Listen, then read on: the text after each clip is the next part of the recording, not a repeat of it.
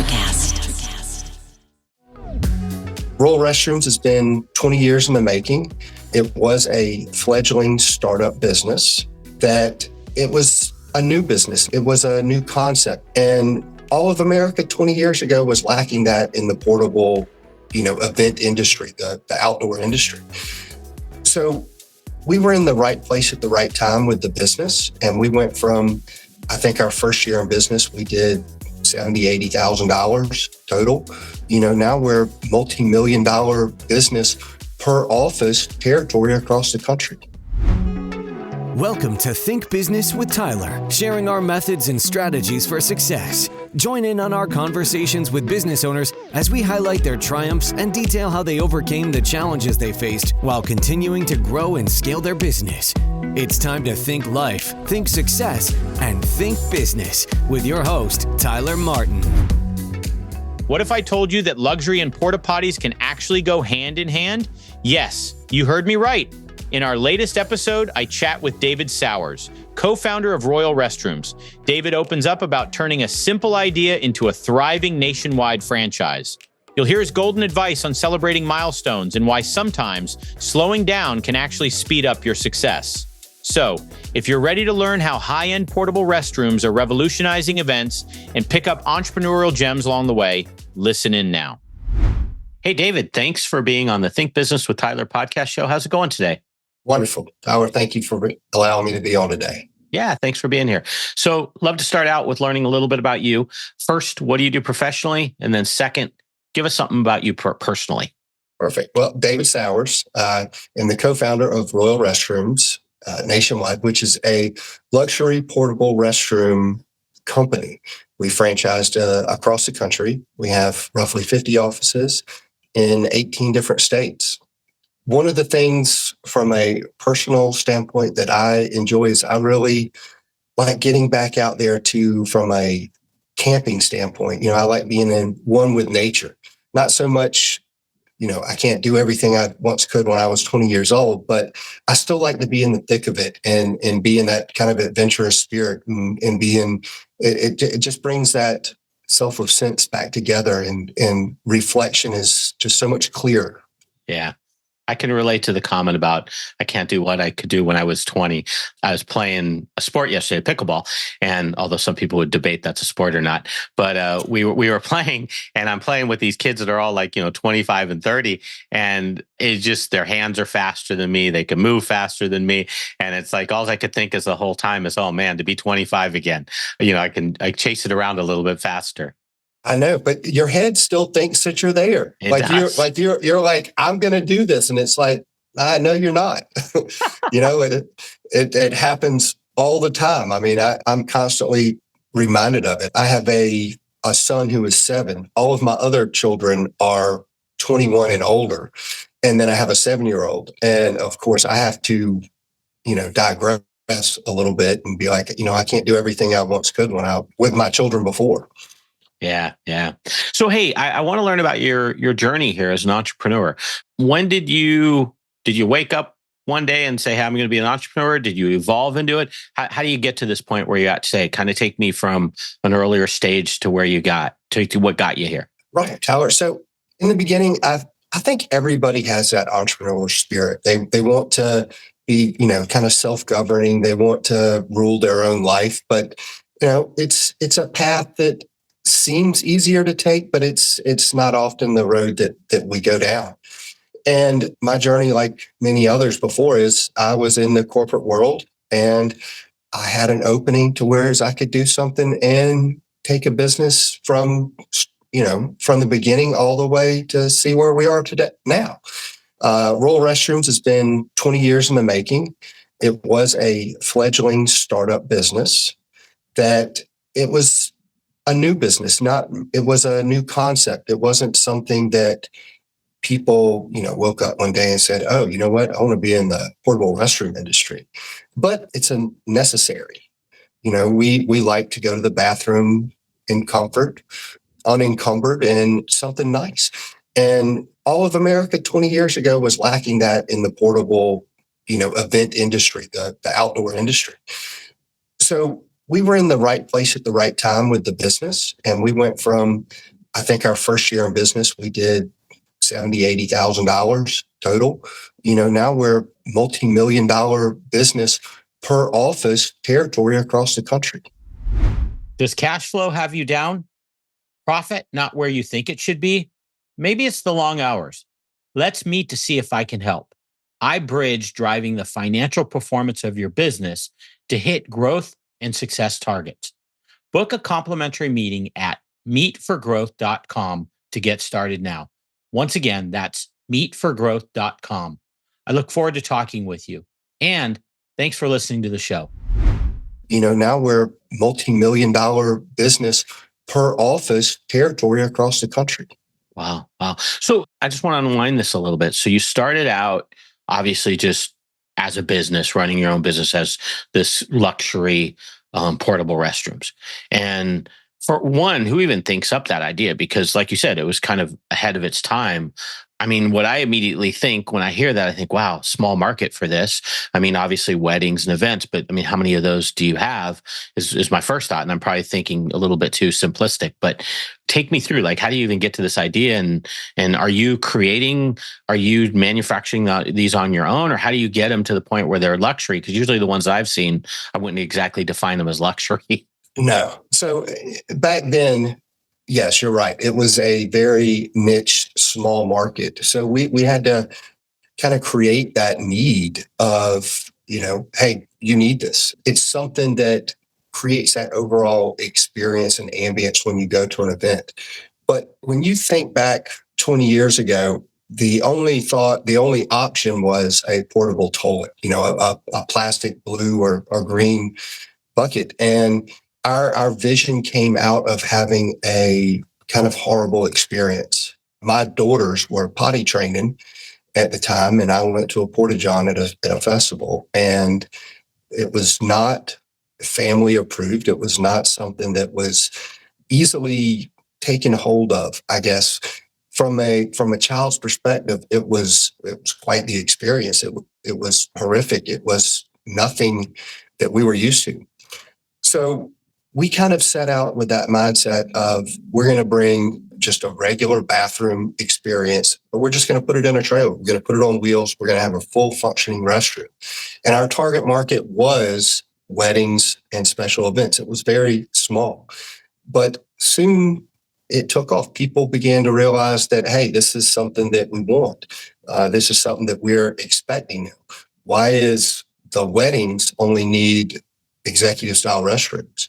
Why can't the nonprofit, the Tree Festival or the, the Light Festival or March of Dimes event or Habitat for Humanity? Why is it only reserved for that?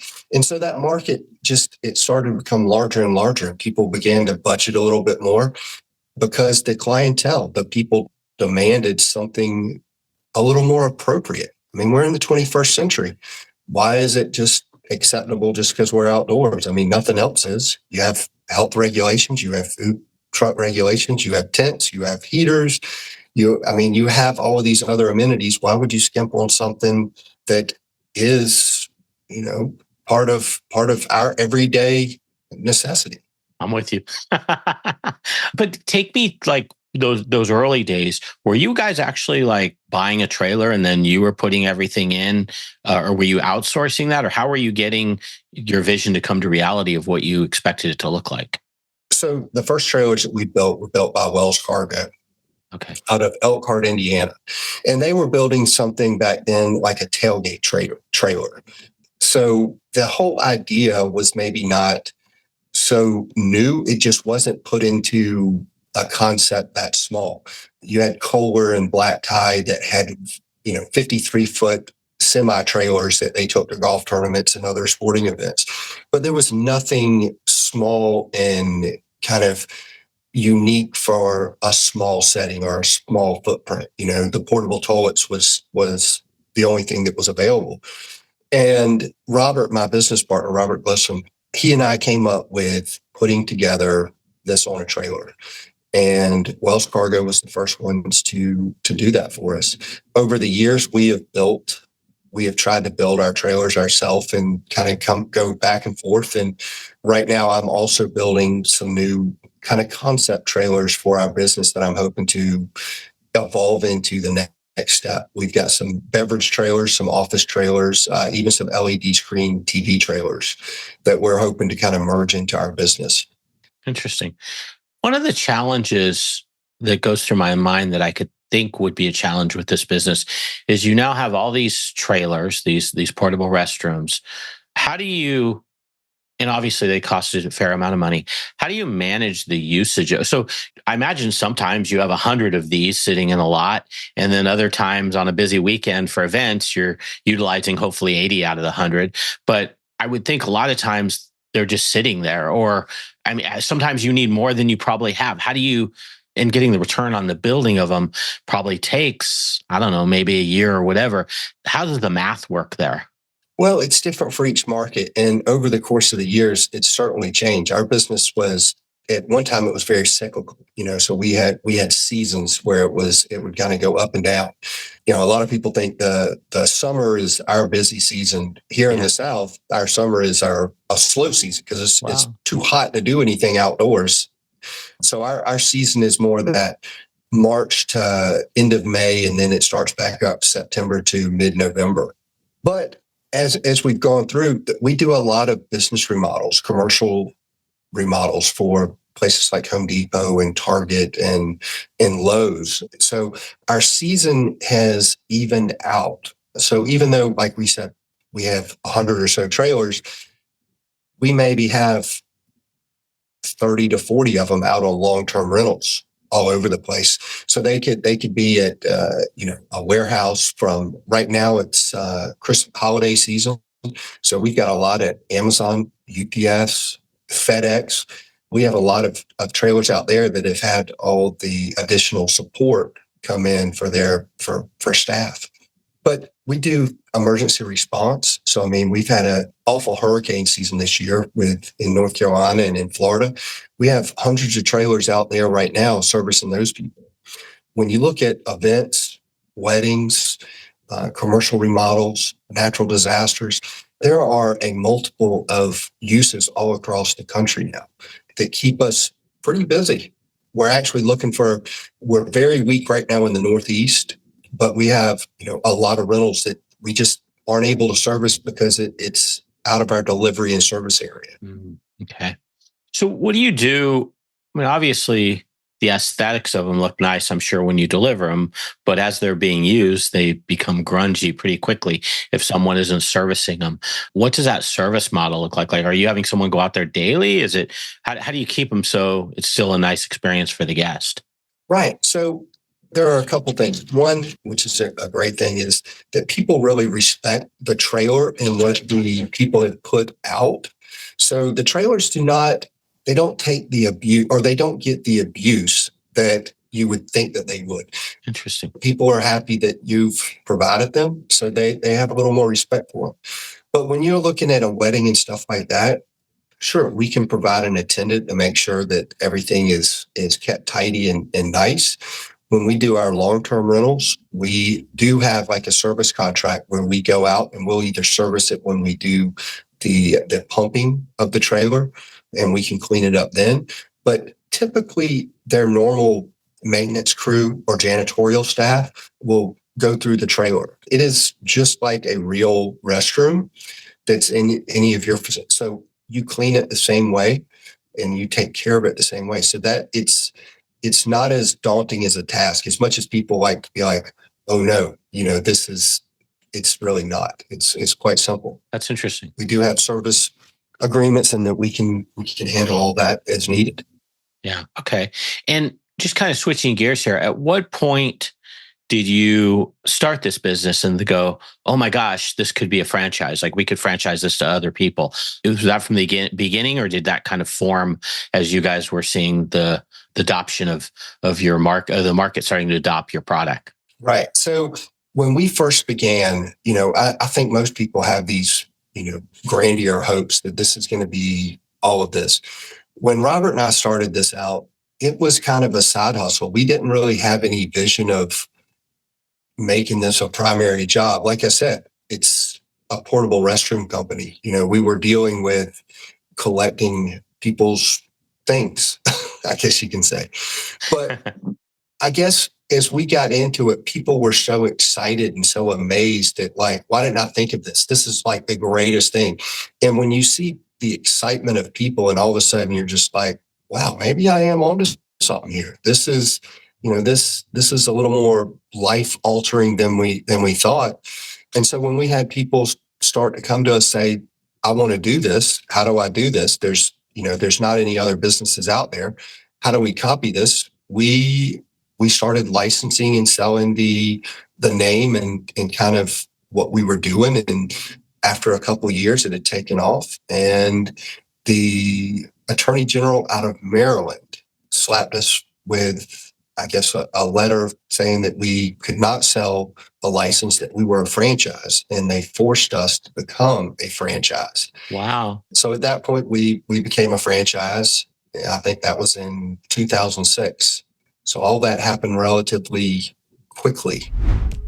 If you're a business owner feeling stuck in your business, overwhelmed, responsible for everything that happens, and working long hours, Tyler helps his clients develop processes, hire high-performing team members, and better understand their financial metrics and numbers to allow for a more predictable, less hands-on business. To schedule a free, no-pressure consultation, head to thinktyler.com and click the meeting button. Tyler would love to see if he can help you work on your business, not in your business. Schedule a consultation today at thinktyler.com. Think life, think success, think business. Seja o primeiro a conhecer o novo navio da Royal Caribbean, Star of the Seas, partindo de Port Canaveral, pertinho de Orlando em 2025. Experimente 40 restaurantes. Aproveite entretenimento ilimitado. Vivencie emoções épicas nos toboáguas e até mesmo desafios nas alturas. E nossa ilha particular, Perfect Diet Kokokai, está repleta de aventuras para a família, como tirolesas, piscinas de ondas e cabanas. The next icon of vacations. Acesse royalcaribbean.com/bra. Aplicam-se termos e condições. So at that point, we became a franchise. I think that was in 2006. So all that happened relatively quickly. Wow. So it almost kind of, I don't want to say forced you into it, but it opened that door of going in that direction, basically.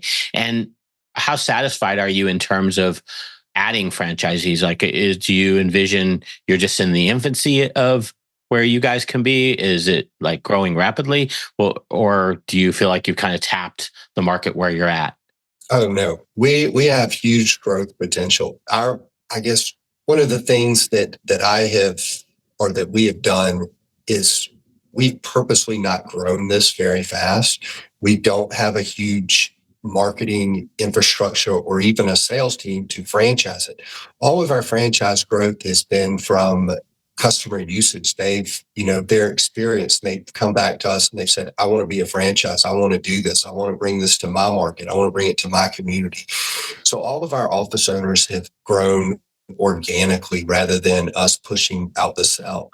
It's only been the last couple of years that we've started to put any kind of emphasis on marketing something larger.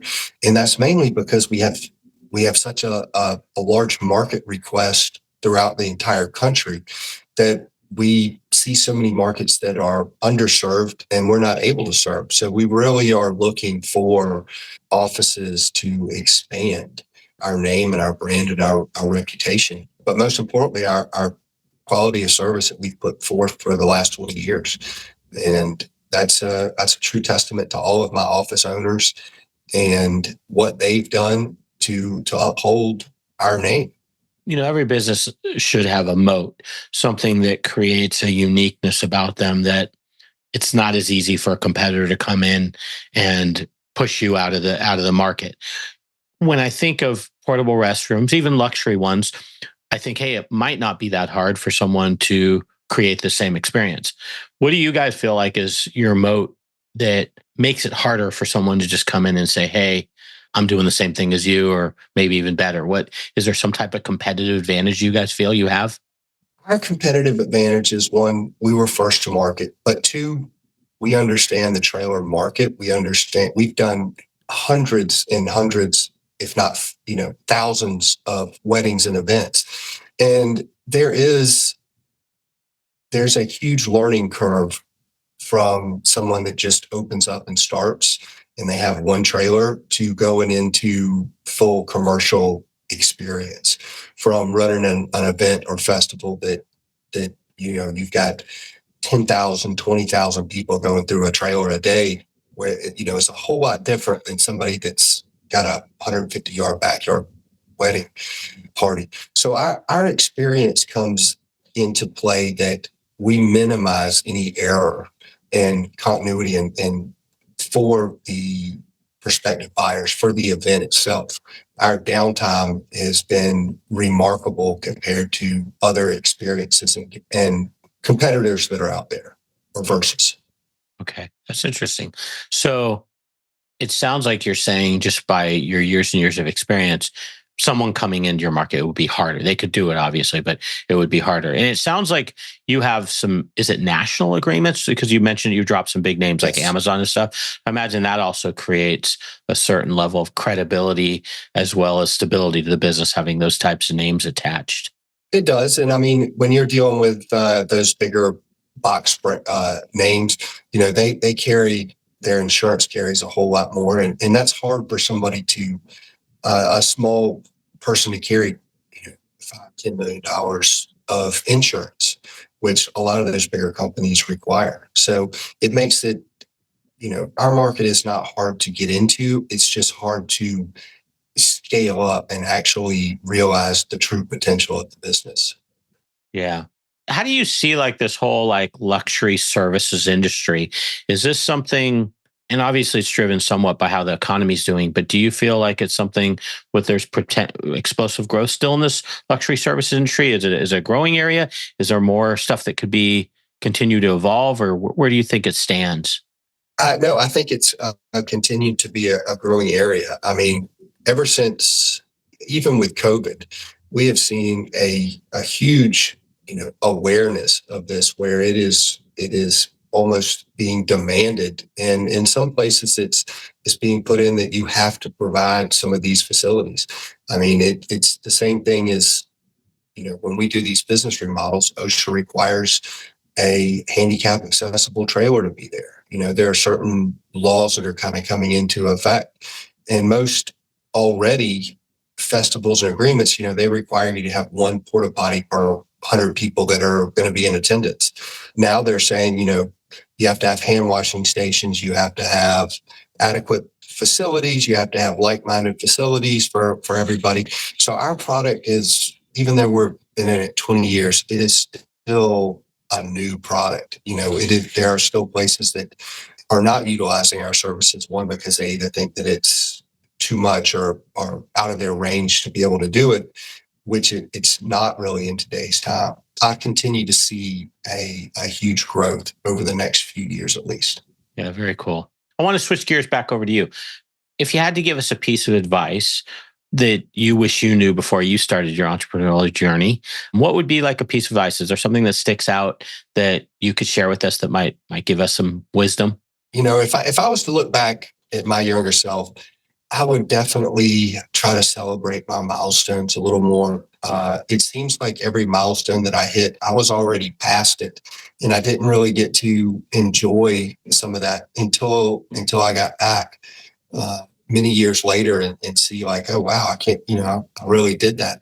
And I think that if I would have had the chance to reflect a little more instead of always moving on to the next thing so fast, that I think I could have done things a lot better if I would have just slowed down a little bit more.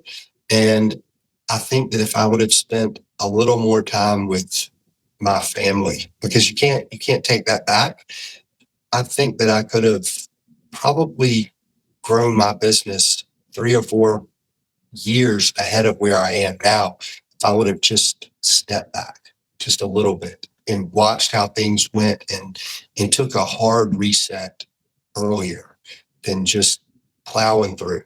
Yeah. I could really relate to the smelling the roses one. I think a lot of us entrepreneurs are guilty of that, but I know in the second business that we sold, it was just hitting one milestone after another. And I don't think we ever really appreciated hitting those milestones. I think it was like, okay, what's next? Okay, what if it all falls apart? Okay, what if this happened? It was always kind of, sadly, I'm not proud of admitting this, but it was always kind of like looking ahead rather than just stopping, smelling the roses, appreciating where you're at, being a little more, maybe even intentional about your thought process before you move on to what's next.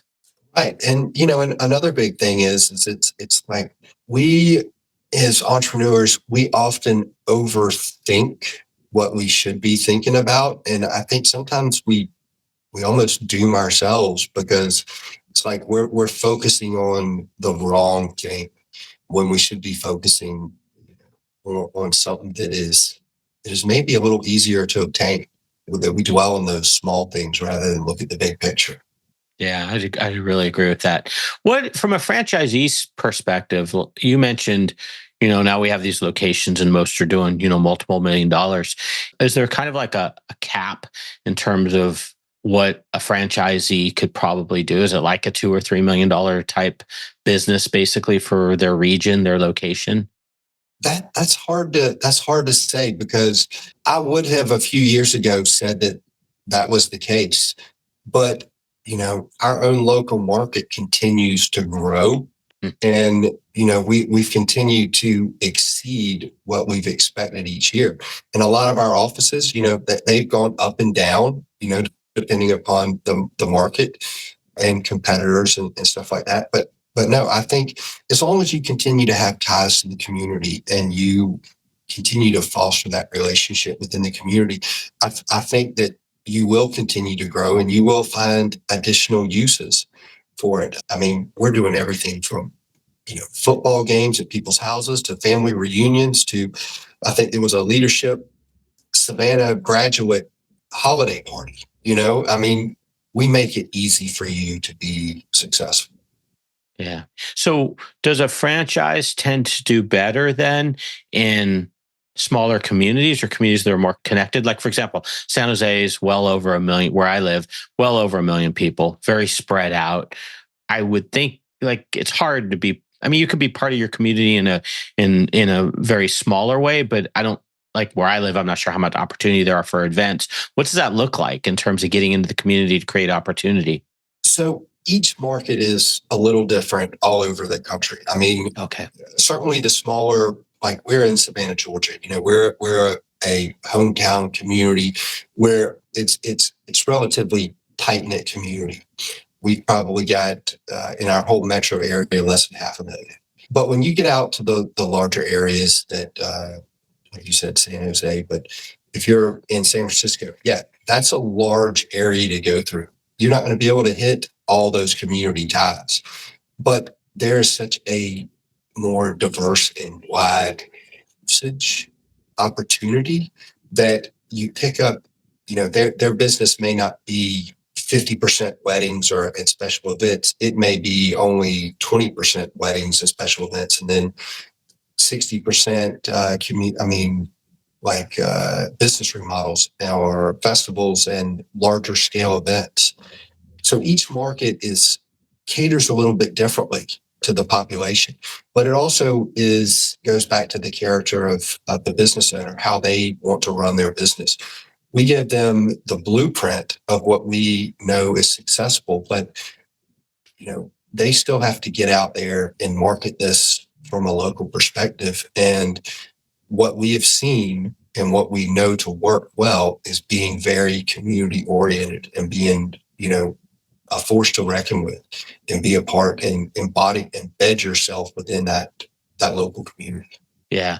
I mean, it makes sense. I mean, if your business is coming from events and things that are going on in the community, I imagine the more you're interacting with people in the community and making a presence, it probably opens doors for those opportunities to be able to support them. Interesting. Do you have any, like, when you do have a new franchise, are there any data points in terms of how you believe the mix to be? Or is it just kind of like that's up to the franchisee in terms of marketing to determine what that mix of usage might look like? So from our perspective, when we do open a new market, we just opened one in Marietta, Ohio, which is about 2 hours outside of Columbus. There are no real large metro areas in Marietta, Ohio. But we do have a few wedding shows planned coming up in January and February of this year. And the easiest way for us to, of course, market and get the name out there is to more direct contact towards event planners and the area events to get that name out there. Because one of the most important things is to utilize the restroom trailers to get it, to get people using it. One of our best sales tactics is, we get in there, you sit down, we got a customer. That experience sells that. And so the more that we are utilizing our trailers in any possible way, the more the business is going to ramp up. And our first line of sight or our first market are those event planners, wedding planners, large scale events, and that sort of thing. And from after that, it kind of feeds out to more of the general population, your business remodels, construction, that type of stuff. Got it. Do you envision, or are there any opportunities for other revenue opportunities that are somehow related to this service that you provide, but maybe is a different vertical or something different, but would have the same type of customers? So that's one of the things that I'm currently working on right now. And I'm testing a couple small markets. So we've got some LED high definition TVs that are on trailers. It's basically a 10-foot trailer. It's got about an 8-foot height spread that we're looking for from a movie night to your sporting events, horse races, graduations, even, we did quite a few, political campaigns, with people talking and stuff like that, utilizing those big screens, which that's kind of a feeder. Any of those things that are outdoors need a restroom. And the other things we're looking at are some beverage trailers, like bar carts, serving carts, instead of utilizing tents, where we're focusing on some refrigeration trailers, because a lot of times when we do business remodels for restaurants and stuff, they're remodeling the kitchen and they may have to either be redoing the refrigeration system. So that side of it, but also office trailers. We've got these small office trailers that we're calling Quick Space, Royal Restrooms Quick Space. And it's basically just a small office trailer, but it's all run off of battery and solar power. It's got a little kitchenette, small bathroom, but the interior space it's been used from dressing rooms on film shoots. It's been used by DOT. It's been used by contractors. It's been used as security check-ins. So all of these things are functions of where our restroom trailers come into play, which we also have shower trailers and laundry trailers already as well. So all of those little things kind of are feeding in, but it's one of those things those things are still being tested before we roll them completely out to all the offices. Does cash flow have you down? Profit not where you think it should be? Maybe it's the long hours. Let's meet to see if I can help. I bridge driving the financial performance of your business to hit growth and success targets. Book a complimentary meeting at meetforgrowth.com to get started now. Once again, that's meetforgrowth.com. I look forward to talking with you. And thanks for listening to the show. Those things are still being tested before we roll them completely out to all the offices. Yeah, fascinating. It's a fun business to talk about because it's like one of those things you just don't really think about. And then you go, oh, wow, there's opportunity here. And you guys have made your own little twist on it and the other thing we didn't really talk about is your branding, like looking at your color schemes, and it's kind of loud. I hope that's the right word, but it just has a presence to it. And it's cool. It just kind of sets the stage for this whole luxury feel. Yeah, well, we are in the portable restroom industry. We've got to have something that kind of stands out and makes us memorable without necessarily trying to say, hey, we're the doo-doo people or whatever you want to call it. We're here to kind of be fun about it, boisterous, but we were making up an Instagram the other day and we were going through it like, hey, Donner, hey, Blitzen, you've hooked up to the wrong sleigh again. This is my throne. This is not the sleigh. and because we have to be a little bit funny and we have to wear it on our sleeve to make sure that we can put it out there and be memorable. Yeah, no, it makes a lot of sense. Okay, David. Hey, you're awesome. Awesome. So appreciative to have you as a guest. Your website is royalrestrooms.com. That's royalrestrooms.com. If people wanted to reach out to you, is that the place to go, or is there anywhere else?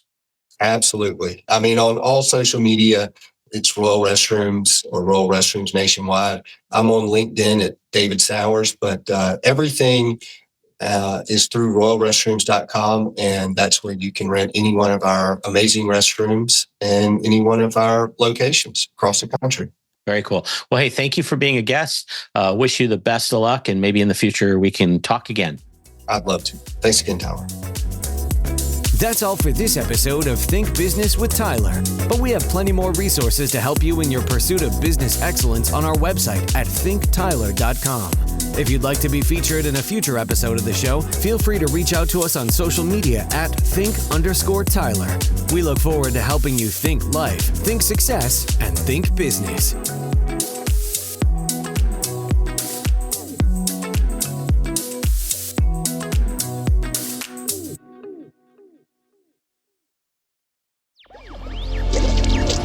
Electric acid.